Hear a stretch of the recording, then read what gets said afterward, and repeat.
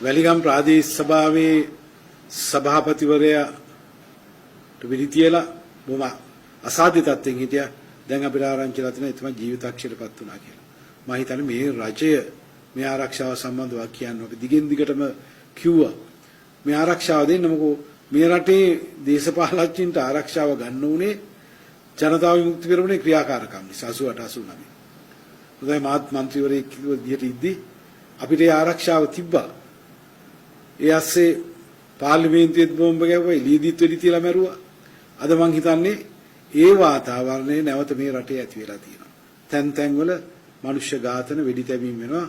මම හිතන්නේ අද එතුමා දේශපාලන බිල්ලක්ද කියන එක අපි බලන්න වෙනවා මේ ඝාතනයේ පරීක්ෂණවල. දැන් මේ වටකල කැමැතිවරයා කියුවේ මේ දැන් දවසේ වෙඩිල්ල නම් ඉවර වෙලා තියෙනවා. හැබැයි දේශපාලන නායකයින්ගෙන් වැඩි පටන් ගන්නවා.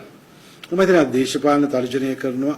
අද නීතිය සම්බන්ධව ප්‍රශ්නයක් අධිකරණ දෙන තීන්දුවත් ක්‍රියාත්මක කරන්න එපා කියන තත්ත්වයට මේ රටේ පත් වෙලා තියෙනවා. ඉතින් ඒ වගේම මම හිතනවා අද අපේ ආරක්ෂාවත් අයින් කරලා තියෙනවා. മന്ത്രിවරු විදියට മന്ത്രിවරුන්ගේ ආරක්ෂාව අයින් කරලා තියෙන්නේ මම හිතන්නේ ඉතිහාසයේ ප්‍රථමයක්. මන්ත්‍රීවරුන්ට ආරක්ෂාව දෙන්න පටන් ගත්තේ 1988 89. ජනතා විමුක්ති පෙරමුණේ කලබල වලින් පස්සේ. ඒත් ඉස්සෙල්ලා මන්ත්‍රීවරුන්ට ආරක්ෂාවක් තිබ්බේ නැහැ. මම හිතන්නේ මේ කලබල කරපු දේම තමයි බලයට අවිලා තියෙන්නේ.